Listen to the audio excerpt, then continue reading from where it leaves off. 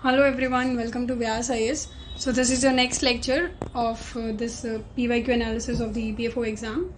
And आज का जो हमारा टारगेट है वो आपको पता होगा कि हम लोग अभी 2015 का पेपर कर रहे थे, APFC वाला जो हमारा एक पेपर है. इसमें अभी तक हम लोगों ने स्टैटिस्टिक्स के क्वेश्चन कर लिए हैं, साथ में हम लोगों ने हिस्ट्री के क्वेश्चंस कर लिए हैं एंड इवन इंग्लिश के क्वेश्चंस कर लिए हैं. आज हम करेंगे वो इकोनॉमिक्स के क्वेश्चन करेंगे. So let's start with the question number first कि कौन कौन से क्वेश्चन इसके आए हुए हैं. Let me just off this. या so let's see what is the first question. अगर मैं बात करूँ हमने कितने क्वेश्चंस कर लिए अभी तक. ये हमारे इंग्लिश के क्वेश्चन हो गए हैं, ठीक है. Let's just tick that so that we don't have confusion. This हो गया, ये हो गया, this is also done done done done, ठीक है. Then we have the economics one, right. ये क्वेश्चन आपका रह गया था बट ये हम नेक्स्ट पार्ट में कवर कर लेंगे, ठीक है. सो पहला क्वेश्चन है हमारा क्वेश्चन नंबर 20. देखिए क्वेश्चन नंबर 20 क्या कह रहे हैं, आप स्क्रीन पे दिख रहा होगा आपको.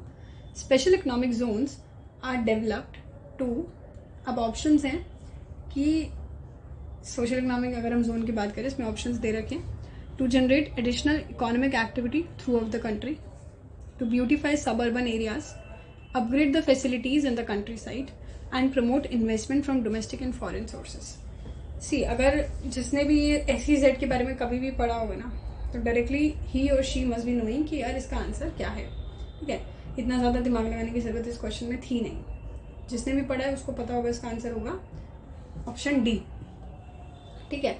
But still I am assuming कि आप लोग PYQ एनालिसिस अगर ले रहे हैं तो यू आर होपिंग दैट कि आपको सब कुछ समझाया जाए, राइट. तो अगर हम देखिए स्पेशल इकोनॉमिक जोन की, स्पेशल इकोनॉमिक जोन क्या होता है, तो देखो स्पेशल इकोनॉमिक जोन नाम से समझ आ रहा होगा कुछ स्पेशल एक इकोनॉमिक जोन है जो स्पेशल है, कुछ ऐसा समझ आ रहा है. तो इसमें क्या होता है कि हर एक कंट्री के अंदर या विद इन अ कंट्री क्या होता है, एक स्पेशल एरिया बनाया जाता है. एक स्पेशल एरिया उस पर्टिकुलर कुछ ऐसी चीज़ के लिए अलॉट कर दिया जाता है. जैसे आर्मी वगैरह में कुछ उनके लिए अलग से सेक्शंस बनाए होते हैं ना, ये रोड ये वाला एरिया उनके लिए रहेगा इस तरीके से VIPs के लिए. तो इसी तरह का इसमें भी कुछ एक एरिया बनाया जाता है जहाँ पे एक डेजिग्नेटेड एरिया हम बोल सकते हैं इसको. इसको डिज़ाइन मतलब इसके लिए बना दिया गया इस एरिया को कि ये एरिया इस पर्पज़ के लिए यूज़ आएगा. कोई भी एक कंट्री में जहाँ पे क्या काम हो रहा है, बेसिकली बिजनेस और ट्रेड वगैरह की चीज़ें हो रही है बाकी कंट्रीज़ के साथ, ठीक है. रेस्ट ऑफ द कंट्रीज़ के साथ जो बिजनेस एंड ट्रेड वगैरह होता है वो सब स्पेशल इकोनॉमिक जोन वाले एरियाज़ में किया जाता है. So it is a designated area within a country where the business and even trade of laws, ठीक है. Business and trade laws are different from rest of the country, ठीक है.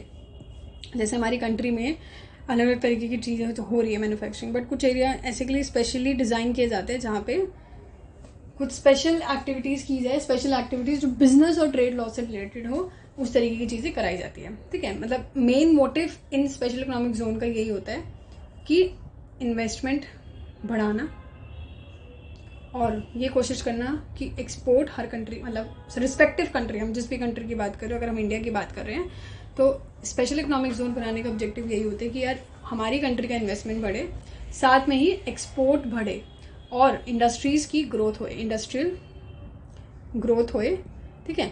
अब इंडस्ट्रियल ग्रोथ कैसे होती है, अब ये सब चीज़ें कैसे करते हैं लोग, इन्वेस्टमेंट बढ़ना, एक्सपोर्ट बढ़ना, कि उन लोगों के लिए ना अलग तरीके के रूल्स बनाए जाते हैं. जैसे टैक्स ब्रेक दे देना कि आप लोगों को टैक्स वगैरह में थोड़ी छूट होती है, काफ़ी चीज़ें अलग होती है, रेगुलेशंस थोड़े सिंपल होते हैं बाकी जगहों से, इवन इंफ्रास्ट्रक्चर वगैरह यहाँ पे बेटर होता है. तो अलग तरीके से डिज़ाइन किया गया उस एरियाज़ को, सो दैट कि फॉरेन और इवन डोमेस्टिक इन्वेस्टर्स इंडिया में आके, अगर मैं इंडिया की बात करूँ तो वहाँ पर आके इन्वेस्ट करें. क्यों करेंगे, जब उनको हम लोग टैक्स में बेनिफिट्स देंगे, टैक्स एग्जाम्पशंस दे रहे हैं या कुछ रेगुलेशंस हम रिलैक्स कर रहे हैं, तो उस तरीके से SEZ हम जिसको बोले वो अट्रैक्ट करता है फॉरेन और डोमेस्टिक इन्वेस्टर्स. मैंने दूसरा पॉइंट बताया आपको एक्सपोर्ट का बढ़ना. एक्सपोर्ट का बढ़ना इस सेंस में कि जो SEZ है जो आपको पता है ट्रेड वगैरह पे फोकस कर रहा है, तो ऑफकोर्स ही बात है गुड्स एंड सर्विसेज प्रोड्यूस करेंगे एक्सपोर्ट मार्केट के लिए, ठीक है. तो इसलिए कहीं ना कहीं एक्सपोर्ट बढ़ते हैं. और SEZ अगर हम बात करें तो एम्प्लॉयमेंट अपॉर्चुनिटीज़ काफ़ी देने की कोशिश करते हैं, चाहे स्किल्ड वर्कर्स हो चाहे अनस्किल्ड वर्कर्स हो, ठीक है. और इंफ्रास्ट्रक्चर मैंने आपको बता दिया, वर्ल्ड क्लास इंफ्रास्ट्रक्चर होता है, बहुत अच्छा इंफ्रास्ट्रक्चर यहाँ पे होता है। टैक्स इंसेंटिव यहाँ पे दिया जाता है, जैसे टैक्स हॉलीडेज दे दिया कि कुछ सालों के लिए आपको कोई टैक्स नहीं पे करना, या कुछ और फाइनेंशियल बेनिफिट्स दे दिए, इस तरीके के टैक्स बेनिफिट्स दिए जाते हैं। रेगुलेशंस मैंने आपको 10 बार बताया कि रिलैक्स कर देते हैं। रिलैक्स मतलब कि कुछ रिस्ट्रिक्शंस कम कर देना, ट्रेड को थोड़ा आसान बना देना, ज़्यादा कॉम्प्लेक्स प्रोसीजर्स फॉलो ना करवाना। इंफ्रास्ट्रक्चर डेवलपमेंट भी बहुत अच्छा होना, मतलब कि जैसे पावर सप्लाई वगैरह वहाँ पे अच्छी है, ट्रांसपोर्टेशन की फैसिलिटीज़ अच्छी है, कम्युनिकेशन नेटवर्क्स अच्छे हैं, इवन कुछ कस्टम बेनिफिट्स भी दिए जाते हैं, जैसे कि ड्यूटी फ्री इम्पोर्ट्स हम बोले। तो इस तरीके की चीज़ें यहाँ पे उस पर्टिकुलर एरिया को उसमें दी जाती है, ठीक है। मेन मोटिव क्या है कि इकोनॉमी की ग्रोथ होना, एफडीआई इंडिया के अंदर बढ़ाना, अट्रैक्ट करना एफडीआई, फॉरेन डायरेक्ट इन्वेस्टमेंट, की फॉरेनर्स आके इंडिया में इन्वेस्ट करें, एक्सपोर्ट बढ़े, जॉब क्रिएट होए, ठीक है, इवन रीजनल डेवलपमेंट होए, इंफ्रास्ट्रक्चर डेवलपमेंट होए। तो ये ऑब्जेक्टिव के तौर पे एसईजेड बनाए जाते हैं, ठीक है। अब जैसे मैं आपको बताऊँ इंडिया में कहाँ कहाँ पे है, तो एक दो अगर हम जानना चाहें कि पहला इंडिया का फर्स्ट एसईजेड कौन सा है, तो पहला जो इंडिया का फर्स्ट एसईजेड है वो था कांडला गुजरात में, कांडला गुजरात में, ठीक है। ये हुआ था आपका लगभग 1965 में सेटअप। तो पहला एसईजेड कहाँ पे था, कांडला गुजरात में, ठीक है। उसके बाद अगर हम बात करें सबसे बड़ा हब हम जिसको बोलते हैं आईटी सेक्टर्स का या सॉफ्टवेयर सेक्टर का, तो उसको वो कहाँ पर है, नोएडा में। नोएडा का एसईजेड जो है सबसे बड़ा, उसको आईटी हब और सॉफ्टवेयर एक्सपोर्ट माना जाता है, ठीक है। और ये तो हुआ आईटी और उसके लिए। अब हम बात करें जैसे इलेक्ट्रॉनिक्स के लिए या जेम्स एंड ज्वेलरी के लिए, इलेक्ट्रॉनिक्स के लिए और जेम्स एंड ज्वेलरी के लिए मुंबई में है, जिसको हम SEEPZ के नाम से जानते हैं, सीब्स बोल सकते हैं, Santa cruise electronic export processing zone, ठीक है, इस नाम से जाना जाता है। इसी तरीके से एक और हम बात करें जो फार्मास्यूटिकल और मैन्युफैक्चरिंग पे ज़्यादा फोकस करता है, वो है आंध्र प्रदेश में, जिसका नाम क्या है, विशाखापट्टनम एसईजेड। हो सकता है आपसे पूछ लिया जाए फर्स्ट एसईजेड कौन सा है, तो कांडला गुजरात में था 1965 में। इलेक्ट्रॉनिक्स जेम्स के लिए मुंबई में है SEEPZ, आईटी हब के लिए नोएडा है। उसके बाद आंध्र प्रदेश किसके लिए, फार्मास्यूटिकल्स एंड मैन्युफैक्चरिंग के लिए। तो ये हो सकता है क्वेश्चन इस तरीके से आ जाए, क्योंकि आप देखेंगे एसईजेड से ना क्वेश्चंस काफ़ी बार आए हैं एग्जाम में, ऐसा नहीं है कि सिर्फ इस पेपर में दिखेगा, आपको एसईजेड से क्वेश्चन आए हैं। So this topic can be asked any time, ठीक है। और हम जब दोबारा भी इस टॉपिक को पढ़ेंगे तो मैं आई एक्सपेक्ट कि वो अगला जो क्वेश्चन होगा वो आप इजीली सॉल्व कर पाएंगे। तो ये तो समझ आ गया। अब चैलेंजेस भी होते होंगे जब हम बात कर रहे हैं सारी तरीके की, क्या बेनिफिट्स है क्या है, तो चैलेंजेस भी देख लेते हैं। तो एसईजेड के चैलेंजेस यही है कि लैंड एक्विजिशन करना का थोड़ा इशू हो जाता है कि लैंड इतना बड़ा मिल जाए कि यहाँ पे पूरी फैक्ट्री वगैरह सेटअप हो जाए। तो एसईजेड सेटअप करना बहुत ज़्यादा मुश्किल है। क्यों? क्योंकि अगर लैंड चाहिए तो फिर रूरल एरिया साइड मिल जाता है, आपको पता है, बड़ी बड़ी ज़मीनें, बट फिर वहाँ पे कहीं ना कहीं किसी फार्मर्स का वो लैंड होता है तो उनको डिस्प्लेस करवाना पड़ता है, वो एक दिक्कत है। इन्वायरमेंटल को डिग्रेडेशन, इन्वायरमेंट कंसर्न रहता है, पोल्यूशन वगैरह बहुत सारी तरीके की चीज़ें होती हैं, कोई चांसेस होती है। और कहीं ना कहीं एसईजेड जो होता है ना, बड़ी बड़ी कंपनीज को तो बहुत फ़ायदा करता है, बट जो छोटे छोटे लोग हैं उनको बेनिफिट नहीं करता है। तो कहीं ना कहीं इनकम इनइक्वालिटी बढ़ती है, ठीक है। तो इस तरीके की चीज़ें हैं। अब क्वेश्चन क्या था, हमने देखा कि SEZ are developed to generate additional income throughout the country. देखो, अगर मैं बात करूँ पहले ऑप्शन की, तो पहला ऑप्शन क्यों सही नहीं है, ये बोल रहा है। अब आपको लग रहा होगा पढ़ के यार हाँ यही तो होता है, एडिशनल इनकम जनरेट करने की तो कोशिश कर रहे हैं, कहीं ना कहीं ग्रोथ ही तो कर रहे हैं, but through out the country नहीं बोला जाता है। सिर्फ एडिशनल इकोनॉमिक एक्टिविटी की जाती है सिर्फ एक डेजिग्नेटेड एरिया में, हर जगह नहीं। हर जगह तो हम बात ही नहीं कर रहे ना, एसईजेड का मतलब ये है कि एक डेजिग्नेटेड एरिया में कुछ स्पेशल इकोनॉमिक एक्टिविटीज़ करना in general to generate additional income we can say, but it is not throughout the country. So that's why this is a wrong option. To beautify suburban area, देखो SEZ में कुछ ब्यूटीफाइंग जैसा तो कुछ था ही नहीं, तो this is like not right, क्योंकि एसईजेड का जो फोकस है वो मेन है इकोनॉमिक डेवलपमेंट पे, ग्रोथ पे, ठीक है, इंडस्ट्रियल ग्रोथ पे, बेसिकली एक्सपोर्ट प्रमोशन पे। कुछ एस्थेटिक जैसा नहीं है कि ब्यूटीफाई करने की कोशिश करें, ठीक है। Third is to upgrade the facilities in the country side, कि कंट्री साइड में जो भी कंट्री है मतलब उसमें फैसिलिटीज़ को अपग्रेड करना। देखो एसईजेड में हमने ये ज़रूर पढ़ा है कि इंफ्रास्ट्रक्चर डेवलपमेंट पे फोकस करना है, बट उसका मेन पर्पस ये नहीं है कि इंफ्रास्ट्रक्चर को डेवलप करना है, ये मेन फोकस नहीं है कि रूरल एरियाज़ को अपग्रेड करना है। उनका मेन फोकस है कि इन्वेस्टमेंट आनी चाहिए, एक्सपोर्ट आनी चाहिए, to be very specific, economic growth होनी चाहिए। तो इस मोटिव से एसईजेड आया है, ये पहला प्रायोरिटी नहीं है। तो लास्ट ऑप्शन जो बचता है वो है to promote investment from domestic and foreign sources, जिसके बारे में हमने पढ़ा भी है कि एसईजेड का मेन मोटिव ही यही है, to encourage both foreign and domestic companies, ठीक है, किस तरीके से टैक्स ब्रेक्स देके, सिंप्लीफाई करके प्रोसीजर्स, बेटर इंफ्रास्ट्रक्चर्स देके, ठीक है, इस तरीके से ये वाला ऑप्शन हमारा ठीक होता है। आई होप आपको ये क्वेश्चन समझ आ गया होगा। अब इसके बाद अगर हम चले नेक्स्ट क्वेश्चन पे, तो दूसरी चीज़ है कि अगर आप खुद से भी कर रहे हैं तो ये ध्यान रखिएगा कि अगर आप आंसर्स कर रहे हैं तो एक बार या तो हमसे क्रॉस चेक करा लीजिएगा, खुद से करके मत सोच लेना कि आंसर सही हो। गूगल, चैट जीपीटी से तो बिल्कुल विश्वास मत करना, क्योंकि बहुत आंसर्स चैट जीपीटी भी गलत देता है। Even I have tried that, ठीक है, बहुत सारी कोचिंग्स वालों ने दिया भी है सोल्यूशन, तो वो भी बिल्कुल तरीके से हर सोल्यूशन सही नहीं होता है। तो आपको एक बार खुद से चेक कर लेना चाहिए कि इज दैट राइट और not. This is the first priority, ठीक है। So the next question is, या इंडियन इकोनॉमी का आ जाता है थोड़ा। Green revolution in India was expeditiously feasible in zones of. देखो ग्रीन रेवोल्यूशन क्या है, आई होप आप लोगों को पता होगा, ठीक है। ऐसा तो नहीं है कि यहाँ पे बिल्कुल ही बेसिक बच्चे बैठे कि ग्रीन रेवोल्यूशन नहीं पता। इंडिया में ग्रीन रेवोल्यूशन क्यों चल पाया, उन जोन्स में चलाया जाता है, किन जोन में चलाया जाता है जहाँ पे ज़्यादा बारिश है, या मॉडरेट रेनफॉल है, या इरीगेशन प्रॉपर एश्योर्ड है, या फिर हाई पॉपुलेशन डेंसिटी है। हाई पॉपुलेशन डेंसिटी, देखो हाई पॉपुलेशन डेंसिटी तो हम सीधा सीधा एलिमिनेट कर सकते हैं, क्योंकि ये कोई रीज़न नहीं है, right, this is not a reason. अब हाई रेनफॉल और मॉडरेट रेनफॉल, हाई रेनफॉल होगी तो कहीं ना कहीं तो भी दिक्कत है, मॉडरेट का हम कह सकते हैं, बट मॉडरेट से बेटर भी आप देखोगे एश्योर्ड इरीगेशन है। और to be very honest this is like very simple question. कुछ क्वेश्चंस तो इतने स्ट्रेट फॉरवर्ड आए कि आप लोग डायरेक्टली कर सकते हैं कि assured irrigation is the correct option, right. क्योंकि जो ग्रीन रेवोल्यूशन है इंडिया में, जब वो इंट्रोड्यूस किया गया था, जिसमें हमने HYV seeds, high yielding variety seeds को इंट्रोड्यूस किया गया था, वो यही था कि कहीं ना कहीं इन सीड्स की वजह से आप कह सकते हैं फर्टिलाइजर्स, पेस्टिसाइड्स का यूज़ बढ़ा है, राइट।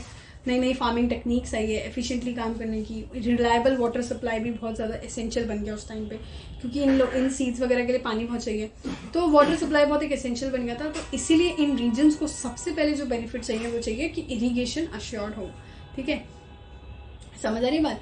तो इसीलिए हम बोलेंगे कि इसका ऑप्शन क्या है, सी करेक्ट है।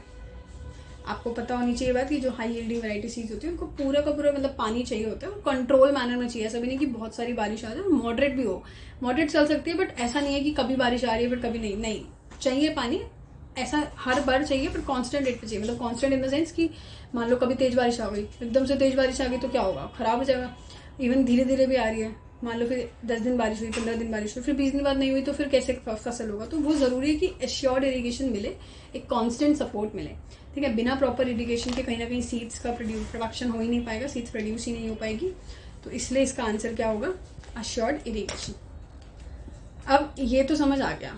अब ग्रीन रेवोल्यूशन अगर मैं बताऊँ आपको कुछ स्टेट्स वगैरह कि कहाँ पे सबसे ज़्यादा सक्सेसफुल रहा ग्रीन रेवोल्यूशन इंडिया के अंदर, तो लाइक जैसे कि हमारी पंजाब है, आपको पता ही है, यहाँ पे बहुत ज़्यादा फार्मिंग वगैरह होती है, हरियाणा में बहुत होती है, इवन वेस्टर्न यूपी में भी बहुत होती है। तो यहाँ पे ग्रीन रेवोल्यूशन सबसे ज़्यादा सक्सेसफुल हम कहते हैं पंजाब, हरियाणा, वेस्टर्न यूपी, क्योंकि कैनाल सिस्टम्स और जो ट्यूबवेल्स वगैरह यहाँ पे है ना, वो बहुत ही शॉर्ट तरीके से है और बहुत अच्छी इरीगेशन देती है, ठीक है।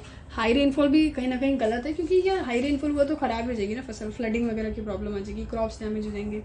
और हर रेनफॉल एक ऐसी चीज़ है जो सीजनल है, तो इस पे मॉडरेट रेनफॉल पे भी हम डिपेंड नहीं हो सकते, क्योंकि टाइमली चाहिए, हर तरीके से चाहिए। और पॉपुलेशन डेंसिटी तो देखो बिल्कुल भी कोई इफेक्ट ही नहीं कर रहे हैं कोई, मतलब ये तो एक आउट ऑफ कंटेक्स्ट ही दे दिया आपको ऑप्शन। तो इस वजह से हम लोग कहेंगे ये ऑप्शन भी गलत है, ठीक है। अब ग्रीन रेवोल्यूशन टॉपिक आया है तो थोड़ा सा इसके इंटरेस्टिंग फैक्ट्स भी देख लेते हैं ग्रीन रेवोल्यूशन के बारे में। तो आपको पता होगा कि ग्रीन रेवोल्यूशन इंडिया में अराउंड 1960s के आसपास आया था।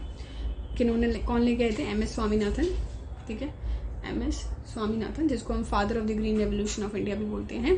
तो 1960s के अराउंड हमारा ग्रीन रेवोल्यूशन इंडिया में आया, और सबसे पहले जो फोकस था वो किस पे था, व्हीट एंड राइस की प्रोडक्शन पे, ठीक है, उन एरियाज़ में जहाँ पे बहुत अच्छा इरीगेशन सिस्टम अच्छा हो। सबसे मेन चीज़ तो ये थी। तो मेन फोकस था व्हीट और राइस पे, कि व्हीट और राइस पे होगा कि उन एरियाज़ में प्रोडक्शन की जाएगी जहाँ पे गुड इरीगेशन है, सो दैट इंडिया को फूड डेफिशिएंट कंट्री, जब हम कहते थे कि फूड इंडिया में फूड की कमी है, वहाँ से लेके हम लोग कहाँ पे लेके आए कि फूड सफिशिएंट कंट्री हो जाए, ठीक है, to one of the largest food grain producers बना दिया जाए। एंड पंजाब एंड हरियाणा, हम जैसे मैंने बताया कि बहुत बड़े बेनिफिशरीज थे इस ग्रीन रेवोल्यूशन प्रोसेस से, ठीक है। तो आई होप आपको ये आंसर भी क्लियर होगा, ठीक है। नेक्स्ट है हमारे पास question number 31। Just a second. Question number 31. Transportations play a great role in any economy. Which of the following modes of the transportation has the highest elasticity? वैसे तो मैंने ये न्यूमेरिकल आपका 1 मिनट शॉर्ट में भी सॉल्व किया था. देखो इलास्टिसिटी क्या होता है. इलास्टिसिटी इज बेसिकली कि किसी भी चीज़ के चेंज होने की वजह से, स्पेसिफिकली अगर मैं बात करूँ प्राइस की वजह से या इनकम की वजह से या कोई भी एक थर्ड फैक्टर की वजह से, उस चीज़ के चेंज होने की वजह से डिमांड में कितना चेंज आ रहा है या फिर हम बात करें सप्लाई में कितना चेंज आ रहा है. इलास्टिसिटी का सिंपल मतलब है कि डिमांड या सप्लाई में कितना चेंज आ रहा है प्राइस इनकम वगैरह की वजह से. अब क्वेश्चन कह रहे हैं कि ट्रांसपोर्टेशन एक इकोनॉमी के अंदर बहुत बड़ा रोल प्ले करता है. कौन सा ऐसा मोड ऑफ ट्रांसपोर्टेशन है जिसमें हम कहेंगे उसकी हाईएस्ट इलास्टिसिटी होती है. ठीक है, हाईएस्ट इलास्टिसिटी कौन से मोड ऑफ ट्रांसपोर्टेशन में होती है वो हमें बताना है. तो देखो डिमांड के पर्सपेक्टिव से हम देखें क्योंकि देखो ट्रांसपोर्टेशन का सबसे ज़्यादा इफेक्ट कौन यूज़ करता है. हम लोग ही तो यूज़ करते हैं, कंज्यूमर्स ही तो यूज़ करते हैं. तो कहीं ना कहीं हम ये कौन सी साइड से देखेंगे, कस्टमर्स के साइड से, मतलब कि डिमांड साइड से देखेंगे. हाईएस्ट इलास्टिसिटी हमेशा ध्यान रखिएगा.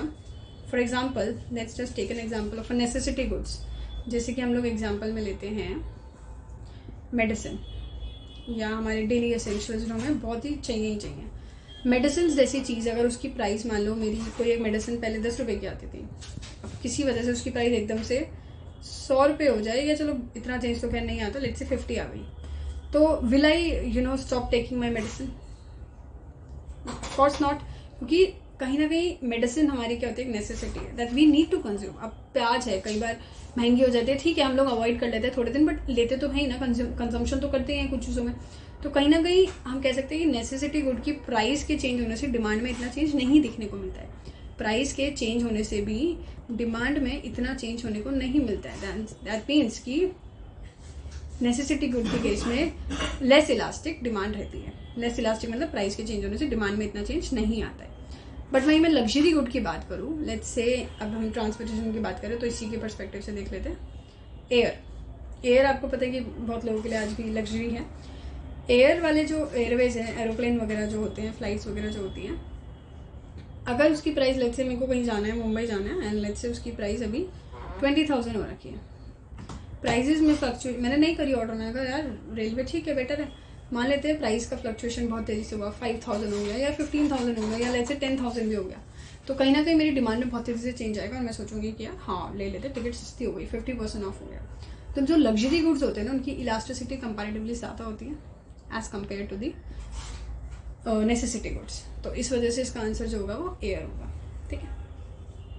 क्वेश्चन नंबर 32 है, how does N expansionary monetary policy affect the rate of interest and the level of income. मैंने ये 1 मिनट सीरीज में भी ये कवर किया है, बट उसके अलावा भी हम देख लेते हैं. ठीक है, कैसे कि एक्सपेंशनरी मॉनेटरी पॉलिसी. देखो अगर आप लोगों ने ISLM पढ़ा होगा तो दिस इज ISLM. यहाँ हम कह सकते हैं that this is the common point. अब क्वेश्चन में कह रहे हैं कि गवर्नमेंट ने एक्सपेंशनरी मॉनेटरी पॉलिसी लगाई है. मॉनेटरी पॉलिसी लगाई है तो आपको पता होगा मॉनेटरी पॉलिसी जब लगाई जाती है तो LM कर्व चेंज होता है, बट अगर फिस्कल पॉलिसी लगाई जाती है तो कौन सा कर्व चेंज होता है, IS कर्व. अब क्योंकि एक्सपेंशनरी लगाई मतलब कुछ बढ़ाया गया है तो LM कर्व राइटवर्ड शिफ्ट होता है. ठीक है, so this will be the new point. क्या हो रहा है यहाँ पे, ये और ये हमारा जो वो है इनकम लेवल और इंटरेस्ट रेट. इंटरेस्ट रेट क्या हो गया, फॉल हो गया, और इनकम लेवल क्या हो गया, बढ़ गया. तो सिंपल सी बात है, ये क्वेश्चन का आंसर हो गया. बट हो सकता है आप लोग इकोनॉमिक्स बैकग्राउंड से ना हो. ठीक है, तो उसके लिए कैसे समझे इस क्वेश्चन को, आप ऐसे समझ सकते हैं कि एक्सपेंशनरी मॉनेटरी पॉलिसी लगी. एक्सपेंशनरी मॉनेटरी पॉलिसी का मतलब कि सेंट्रल बैंक ने कोई ऐसी पॉलिसी लगाई, मॉनेटरी पॉलिसी, जिसमें पैसों की सप्लाई ऑफ मनी हम कह सकते हैं इंक्रीज कर दी है. एक्सपेंशनरी लगी है तो मनी सप्लाई इकोनॉमी के अंदर इंक्रीज हो गई है. मनी सप्लाई के इंक्रीज होने से इकोनॉमी में क्या इम्पैक्ट आएगा, तो मनी सप्लाई के बढ़ने से क्या होता है कि जैसे आपको पता है कि किसी भी चीज़ की सप्लाई बढ़ती है तो कहीं ना कहीं उसकी प्राइस फॉल हो जाती है, तो यानी कि इंटरेस्ट रेट फॉल होने लग जाएगा. इंटरेस्ट रेट फॉल होगा तो यानी कि लोन वगैरह सस्ते हो गए, इन्वेस्टमेंट बढ़ जाएगी, कंजम्पशन भी बढ़ जाएगी. इन्वेस्टमेंट कंजम्पशन बढ़ रही है, दैट मीन्स ओवरऑल इकोनॉमी की इनकम भी बढ़ रही है. तो इस तरीके से हम इसमें भी ऑप्शन कौन सा बोल सकते हैं, ए ऑप्शन टिक कर सकते हैं. ठीक है, this was a simple question. Next हमारे पास जो क्वेश्चन है वो है क्वेश्चन नंबर 34. देखो क्वेश्चन नंबर 34 की अगर मैं बात करूँ, the problem of rupee was whose DSc thesis, ठीक है। DSc मतलब आपका हो गया डॉक्टर ऑफ साइंस, ठीक है। तो प्रॉब्लम ऑफ रूपी, अब देखो ये तो बहुत ही जनरल क्वेश्चन है, अगर पता होगा तो आप लोग कर पाओगे, नहीं पता होगा तो ऑफकोर्स ये बातें नहीं कर पाएंगे। अब इसमें तो देखो ऐसे समझाने का नहीं है, बट मैं बता देती हूँ। डॉक्टर भीमराव अम्बेडकर है जो उसका आंसर है, कि इन्होंने क्या हुआ था कि भीमराव अम्बेडकर ने एक अपनी थीसिस लिखी थी doctor of science London school of economics में, जिसमें उन्होंने प्रॉब्लम ऑफ रूपी के बारे में डिस्कस किया था, उसका ओरिजिन और उसके सोल्यूशंस वगैरह बताए थे, ठीक है। तो कहीं ना कहीं इसको ऐसा एक ये थीसिस है जिसको लैंडमार्क बोला जाता है इकोनॉमिक स्टडी का, इंडिया की करेंसी इशूज़ पे, ठीक है। तो इस वजह से इसका आंसर सीधा सीधा भीमराव अम्बेडकर है, जिसमें भीमराव अम्बेडकर जी ने बताया था कि किस तरीके से ब्रिटिश की जो मॉनेटरी पॉलिसीज़ लगती थी वो कैसे ब्रिटिश की जो मॉनेटरी पॉलिसीज़ लगती थी वो किस तरीके से इंडिया की रुपी को इम्पैक्ट करती थी, और किस तरीके से रिफॉर्म सजेस्ट किए जाते थे कि स्टेबलाइज की जाए इंडिया की करेंसी को, ठीक है। इवन उन्होंने कुछ सिल्वर स्टैंडर्ड भी बताए थे और बहुत सारी चीज़ें उन्होंने डिस्कस की थी। तो इसका आंसर स्ट्रेट फॉरवर्ड है कि हम बोल सकते हैं प्रॉब्लम ऑफ रूपी, ठीक है। स्टिल अब कुछ लोग एलिमिनेशन के थ्रू करना चाहे तो कर सकते हैं, कि थोड़ा बहुत सोच के, कि अगर हम बात करें श्री अरबिंदो की, तो he was a freedom fighter, आप लोगों को पता होगा that he was a freedom fighter and also philosopher. तो उन्होंने तो कुछ इकोनॉमिक्स के बारे में नहीं लिखा होगा, क्योंकि हम अज्यूम कर सकते हैं ठीक है फ्रीडम फाइटर भी रहे, फिलोसफर भी थे, तो इकोनॉमिक्स और रूपी के बारे में माइट भी पॉसिबल कि नहीं लिखा हो, क्योंकि वो स्पिरिचुअलिटी वगैरह पे फोकस करते थे, इंडिया के इंडिपेंडेंस में फोकस किया। तो कहीं ना कहीं हम कह सकते हैं that this is not a right option. दूसरी चीज़ है राजेंद्र प्रसाद। राजेंद्र प्रसाद आपको पता होगा कि he was the first Indian president, right. India के सबसे पहले प्रेसिडेंट कौन थे? राजेंद्र प्रसाद, और ये फ्रीडम फाइटर भी थे। तो हम ये भी, और इन्होंने कोई भी ऐसी थीसिस वगैरह लिखी नहीं, कभी हमने ऐसे पढ़ा नहीं, क्योंकि फर्स्ट प्रेसिडेंट है तो हो सकता है पढ़ने में आता, नहीं पढ़ा। जवाहरलाल नेहरू में हो सकता है आप लोगों को थोड़ा लगे, बट पंडित जवाहरलाल नेहरू की अगर मैं बात करूँ तो he was also the first prime minister of India, and इनका मेन फोकस किस चीज़ पे था? पॉलिटिक्स पे था, नेशन बिल्डिंग पे था, ठीक है। तो भीमराव अम्बेडकर का हम कह सकते हैं कि भीमराव अम्बेडकर ने ये चीज़ लिखी थी, ठीक है। अच्छा, इसके बाद अगर मैं एक बात बताऊँ आपको, बहुत एक इंटरेस्टिंग फैक्ट बताना चाहूँ तो जो अम्बेडकर जी हैं, अम्बेडकर जी ने सजेस्ट किया था अपनी थीसिस में प्रॉब्लम ऑफ रूपी के अंदर कि कहीं ना कहीं मतलब इनका ही रोल रहा कि जो RBI इंडिया में आया, मतलब इन्होंने बताया किस तरीके से एक RBI की नीड हो सकती है, क्यों एक सुपरवाइज़र होना चाहिए बैंकों का भी। तो कहीं ना कहीं इनका बहुत बड़ा रोल रहा था कि मतलब जो हमारा RBI आज के टाइम पे है, तो इस तरीके से हम ये समझ सकते हैं, ठीक है। Then we have just a second, let me rub this first, या सो नेक्स्ट क्वेश्चन हमारे पास आता है इकोनॉमिक्स का। देखो इकोनॉमिक्स के क्वेश्चन हैं अच्छे खासे, ठीक है, ये मैंने करा चुका है। नेक्स्ट क्वेश्चन है, when the government ownership in public sector undertaking is diluted it is called. देखो जब गवर्नमेंट की जो ओनरशिप है पब्लिक सेक्टर अंडरटेकिंग में उसको डाइल्यूट हो गई, ठीक है, तो उसको क्या बोला जाता है? देखो प्राइवेटाइजेशन, आई होप आप लोगों को पता होगा, नाम से भी समझ आ रहा है, प्राइवेटाइज कर देना। जब कोई भी गवर्नमेंट वाली चीज़, कोई भी गवर्नमेंट सेक्टर के जो हाथ में चीज़ है उसको प्राइवेट के हाथ में दे देना, ठीक है, प्राइवेट के हाथ में दे देना, या तो 49% से ज़्यादा हो गया, या पूरा का पूरा इंटायरली दे देना, तो हम कहते हैं प्राइवेटाइजेशन हो गया। अब यहाँ पे ये बात कर रहे हैं कि government ownership in public sector undertaking is diluted, public sector undertaking की बात है। पब्लिक प्राइवेट पार्टनरशिप क्या होता है? पब्लिक प्राइवेट पार्टनरशिप जब पब्लिक और प्राइवेट मिलके दोनों एक कोलिशन कर रहे हैं, कोई एक काम कर रहे हैं। डिसइन्वेस्टमेंट क्या होता है? इन्वेस्टमेंट को कम करना, ठीक है, जो भी इन्वेस्टमेंट गवर्नमेंट अपने जो भी उनके पास अंडरटेकिंग्स है, जो भी उनके पास स्टॉक्स वगैरह है, उसकी इन्वेस्टमेंट को कम कर रहे हैं सेल करके या डाइल्यूट करके, तो डिसइन्वेस्टमेंट। डिफ्लेशन और इन्फ्लेशन वगैरह आप लोगों को पता होगा, ये तो बिल्कुल भी इस कंटेक्स्ट से रिलेटेड है ही नहीं। इन्फ्लेशन महंगाई हो गया, ठीक है। तो इस तरीके से हम इस वाले ऑप्शन को तो एलिमिनेट कर सकते हैं कि डी ऑप्शन तो नहीं है, ठीक है। पब्लिक प्राइवेट पार्टनरशिप भी नहीं बन रहा है। अब हो सकता है आप लोगों को कन्फ्यूजन हो रही हो, बट देखो प्राइवेटाइजेशन हो गया कि ओनरशिप भी प्राइवेट के हाथ में दे दो, बट यहाँ पे बोल रहे गवर्नमेंट की जो ओनरशिप है पब्लिक सेक्टर में थोड़ी डाइल्यूट कर दी है। तो डाइल्यूशन की जब बात आ रही है दैट मीन्स डिसइन्वेस्टमेंट की बात हो रही है, ठीक है। तो इस तरीके से ये वाला आंसर भी आप टिक कर सकते हैं। अब नेक्स्ट पार्ट हमारा जो है, next is I think the question number 46 है। 46th क्वेश्चन कह रहे हैं कंसीडर द फॉलोइंग आइटम्स, ठीक है, ये 4 आइटम्स दिए, which of the followings are included in GNP। देखो gross national income, GDP GNP आप लोगों ने पढ़ा होगा, GDP GNP में क्या क्या चीज़ें आती है? कंज्यूमर कितना कंज्यूम कर रहा है, ठीक है, इन्वेस्टमेंट कितनी हो रही है, गवर्नमेंट का कंजम्पशन कितना है, और एक्सपोर्ट माइनस इम्पोर्ट। इसी तरीके से हम बोलते हैं, सिंपल सी डेफिनेशन होती है। पहला ऑप्शन है कंज्यूमर गुड्स एंड सर्विसेज, तो कंज्यूमर वाला पोर्शन तो आ रहा है, यानी कि ये ऑप्शन सही है, ये सही है और ये सही है, दिस इज रॉन्ग। ठीक है, एलिमिनेशन करते हुए चलते हैं, क्योंकि क्या होता है ना, ईजी बन जाता है। तो पहला ये ऑप्शन तो गलत। ग्रॉस प्राइवेट डोमेस्टिक इन्वेस्टमेंट भी है, तो तीनों ऑप्शन अभी भी चल रहे हैं। Goods and services which is produce by the government, is it, yes, third option भी कहीं ना कहीं ठीक है। ठीक है, बचते हैं ये। फोर्थ है नेट इनकम फ्रॉम अब्रॉड। अगर मैं बात करूँ एक्सपोर्ट माइनस इम्पोर्ट, तो एक्सपोर्ट इम्पोर्ट का डिफरेंस क्या होता है, नेट एक्सपोर्ट होता है। एक्सपोर्ट का मतलब हुआ कि हमारे पास पैसा इंडिया में आ रहा है, बाहर वालों को जो गुड्स बेच रहे हैं। इम्पोर्ट का मतलब जो हमारे इंडिया वाले लोग बाहर से कुछ खरीद रहे हैं। दोनों का जो डिफरेंस होता है आपको पता होगा, वो यानी कि इकोनॉमी के अंदर पैसा ही तो आ रहा है, वो तो कहीं ना कहीं नेट इनकम फ्रॉम अब्रॉड ही तो हुआ। तो इस तरीके से हम इसको भी बोल सकते हैं कि ये ऑप्शन ठीक है, यानी कि इसका option D is the correct option. ठीक है, समझ आ गई बात? ओके, नेक्स्ट हमारे पास जो है, देखो अभी जो नेक्स्ट क्वेश्चन है, अब ये समझ लो कि ये भी इकोनॉमिक्स की क्वेश्चन है, बट हम इसको आधा आधा करके करेंगे क्योंकि ये 2 पार्ट में जाएगा।